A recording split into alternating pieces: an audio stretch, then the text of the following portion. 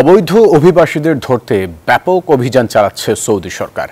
এরই ধারাবাহিকতায় আবাসন, শ্রম ও সীমান্ত সুরক্ষা আইন লঙ্ঘনের অভিযোগে ২১,০০০-এর বেশি অভিবাসীকে গ্রেপ্তার করেছে দেশটির আইন শৃঙ্খলা রক্ষা বাহিনী। এতে আতঙ্কে রয়েছেন অবৈধ প্রবাসী বাংলাদেশিরা।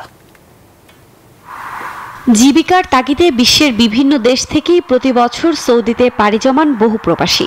অনেকে আবার অবৈধভাবে বা সীমান্ত দিয়েও দেশটিতে প্রবেশ করেন। এ অবস্থায় নানা অপরাধে অভিযুক্ত অভিবাসীদের ধরতে বছরের প্রায় বিভিন্ন সময়ই অভিযান চালায় দেশটির আইন শৃঙ্খলা রক্ষা বাহিনী। এরই ধারাবাহিকতায় গত ২ অক্টোবর থেকে ৮ অক্টোবর পর্যন্ত অভিযান চালিয়ে ২১,৪০৩ জন প্রবাসীকে গ্রেফতার করা হয়েছে। পদ্মা সেতু, মেট্রো রেল এবং এলিভেটেড এক্সপ্রেসওয়ে নির্মাণের গর্বিত অংশীদার বসুন্ধরা সিমেন্ট।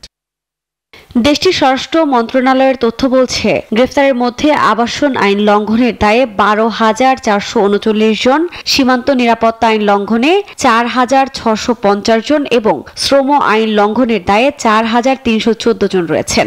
দেশের বিভিন্ন নিরাপত্তা বাহিনী ও সরকারি সংস্থা যৌথ অভিযান চালিয়ে এ অভিবাসীদের গ্রেফতার করেছে।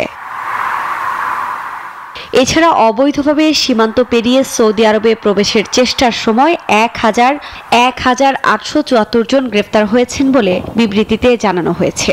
এছাড়া গ্রেফতারের মধ্যে ইয়েমেনের ৪৫%, ইথিওপিয়ার ৫৪% এবং অন্যান্য দেশের ১% নাগরিক রয়েছেন।